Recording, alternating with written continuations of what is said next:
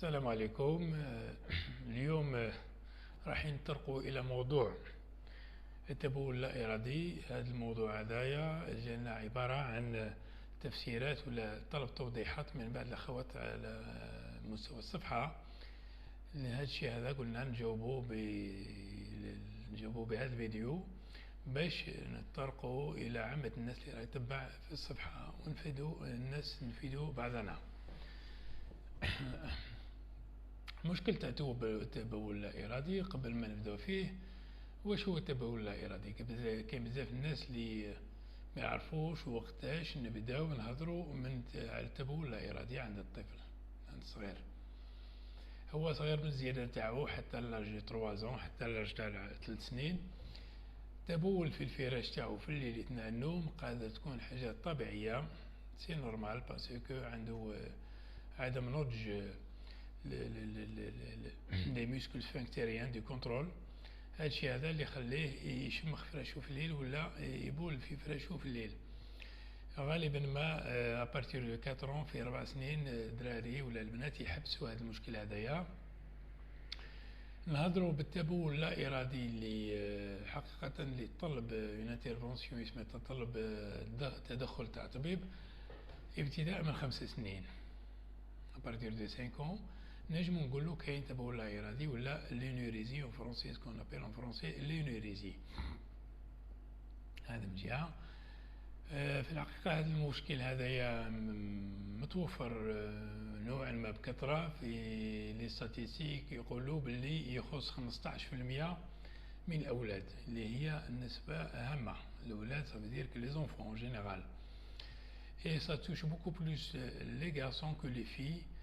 الأولاد أكثر من البنات، يخص الأولاد أكثر من البنات بنسبة 2 أولاد لبنت وحدة. دونك الأولاد يشمخوا فراشهم أكثر من البنات. كاين هما على نصنفوا هاد لينوريزي هذه على 2 أنواع. النوع الأول سكون أبيل لينوريزي بريمير، والنوع الثاني سي لينوريزي سكوندير. لينوريزي بريمير هي الأولاد اللي من صغرهم ما تركوش وقعدوا يبولوا في فراشهم ولا يشمخوا فراشهم بعد 5 سنين. هذو يتسموا لينوريزي بريمير. هما لينوريزي سكوندير يتسمى اللي يجي بعد ما يكون فوت فترة أكثر من 6 شهور حبس ما يشمخش فراشو وعاود يرجع من جديد يشمخ فراشو. هذا نسموها لو كا دو لينوريزي سكوندير. باختصار هذا هو الشيء فيما يخص هذا المشكلة تاع لينوريزي. دركا نطرقوا الى نصائح، باسكو ما نجموش نعالجوا الناس هكذايا في الفيديو، باسكو الاخوات اللي رسلوا لي دي اس ام اس، رسلوا لي دي ميساج طالبين تداوي. نو دوا ما نجموش نعطيو دي تريتمون، ولا ميم سي جو رسوا دي ميساج وين الناس تطلب ان تريتمون ما نجموش نعطيو ادويه ولا الاخر عبر الصفحات ولا على البعد هكذايا. لازم يكون فيه تشخيص ولازم يكون فيه ان كونسلطاسيون ميديكال. اما هنا لا فيديو هذه نطرقوا في الشيء اللي يخص النصائح اللي نقدروا نقدموهم للناس باش نستفادوا مع بعضنا. المشكل هذايا نتاع لينوريزي ولا التبول اللا إرادي كما قلنا في العلاج تاعو ولا في الروبريك تاع لو تريتمون تاعو نجمو نطرقوا الى العلاجات المختلفه اللي كاينين.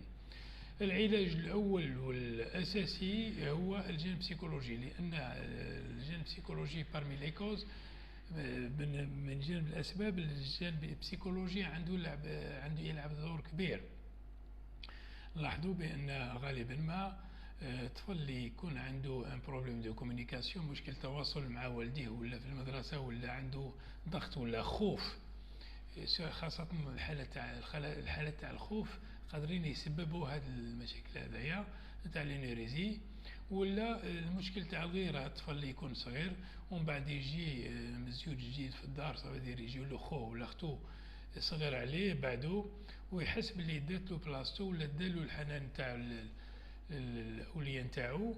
تما يكون فيه نوع تاع سي با ان كومبورتمون فولونتير، سي انفولونتير، وانما يهدف له هذا المشكل هذا تاع التبول لا ارادي.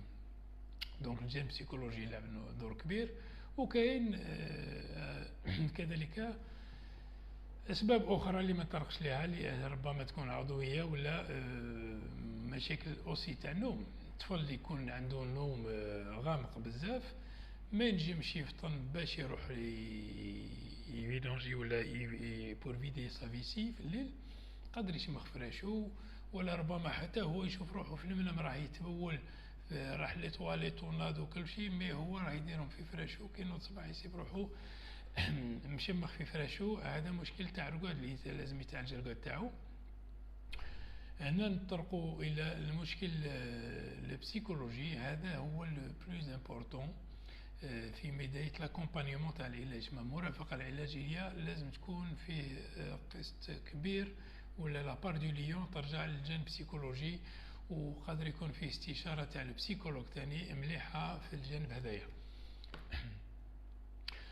قبل أن نطرقوا للجانب البسيكولوجي نبداو بتمرين الصغير اللي الدراري ولا البنات اللي عندهم هذا المشكل هذا تاع التبول في فراشهم. كاين بعض النصائح خفاف اللي نجمو نبداو بهم. الشيء الاول، الطفل ولا الطفله ما لازمش تكون تكثر من تناول المشروبات في الليل بما فيه الماء. في الليل بعد من العشيه لقدام نقصوا لي زابور هيدريك، المشروبات الغازيه ولا المشروبات المائيه، ونقصوا في السكريات، نقصوا في السكريات والمشروبات المشروبات الغازيه رانا نهضر عليهم. لي جو دو كوميرس هذو نورمالمون يسون انتيردي بور تو الموند، كي الكبير كي صغير، دونك التجنب تاعهم كاريمون. نقولوا تجنب المشروبات عموما في المده المسائيه وفي الليل، ولا نقصوا. هذه من جهه. قبل ما الطفل يروح يرقد لابد الاولياء يفكروا له يروح يدخل بيت الماء، يفرغ لافيسي تاعو قدام لا يدخل بيت الماء، ولا موت بروغرامي له لو ريفي في الليل، ولا الا ناض تنوضو تاني يروح لبيت الماء باش ما يشمخش على روحو. وكذلك الى فطن في الليل يروح. دونك سي بور ديمينيو لي شونس باش نقصوا الحظوظ اللي باش ما يشمخش في فراشو. هذا من جانب. من جانب اخر كاين تمرين بسيط جدا سهل اللي ربما الطفل قادر يديرو. واش هو التمرين هذايا؟ في النهار ديرون لا جورني، كي يروح يدخل بيت الماء باش يطير الماء تدخل معاه مو ولا باباه ويفهموه في التمرين هذا اللي عنده أهمية كبيرة. إلى دوم الطفل مدة 6 شهور فما فوق قادر ألوي سول التمرين هذا قادر يعطي نتيجة. واش هو التمرين هذا؟ كي يدخل بيت الماء يبدا تبول تاعو نورمال عادي، ومن بعد الاب نتاعو ولا الام تاعو تعطي له الامر باش يحبس.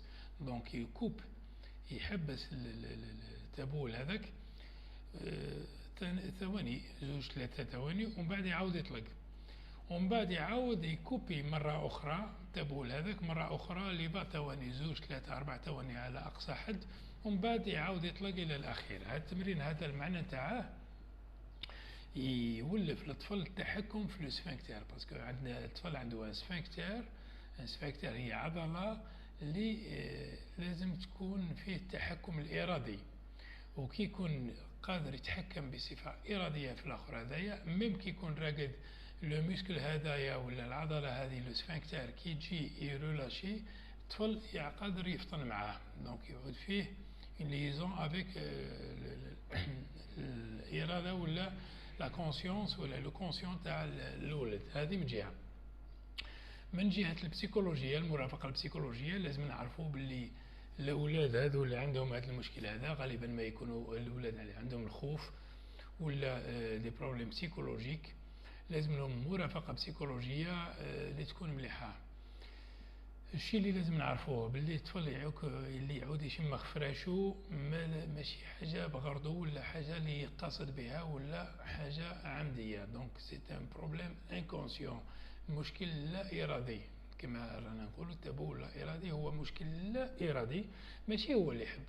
دونك لازم الوالدين يفهموا شيء هذا، ويفهموا كذلك باللي كل عقاب، كل توبيخ، كل معايرة، كل هضرة اللي قادرة تجرح طفل ولا تقلله من شأنه ولا من قيمته ولا تطيح له في الشخصية نتاعو، هذا الشيء هذا قادر يعقد له الأمور وما راحش ينفعه، بل يقدر يسبب له أكثر وأكثر ويعقد له الأمر تاعو. هذه لازم نفهموها. دونك لازم il faut un accompagnement, il faut donner plus d'espoir، نعطو امل اكثر للطفل باش ملي كي يكبر راح يتخلص من المشكل هذا، وماهوش مشكل اللي راح يبقى عنده طول حياته وهو في روحه ماذا بيه يتخلص من المشكل هذايا. دونك لازم نعطوا له الامل، ولازم في نفس الوقت il faut le responsabiliser، لازم نحملوا له قسم المسؤوليه. المسؤوليه نتاعو واش هي؟ كي ينوض صباح هو اللي ينوض، ربما ياخذ فراشو ينشرو، ماشي ما ولا باباه، هو اللي ينوض يخرجو ولا يستوى ولا ينشرو في شميسه باش ينشف. هذا اقل شيء. ربما الا عاد كبير شويه نعطولو ميم يغسل لي درا نتاعو، بوركوا با. دونك هذا سي اون امبليكاسيون ديريكت باش ياخذ الحاجه افيك كونسيونس. دونك هذا الشيء هذايا لازم دوز بارتيسيباتيف ولا اون بار دو ريسبونسابيلتي تاع الطفل لازم تكون فيها. وانما في كل الحالات ما لازمش يكون لا توبيخ ولا سب ولا شتم، وخاصه ضرب. هذه من جهه. من جهه اخرى في المدرسه ولا مع اصحابه لازم الطفل ديما يكون نقي.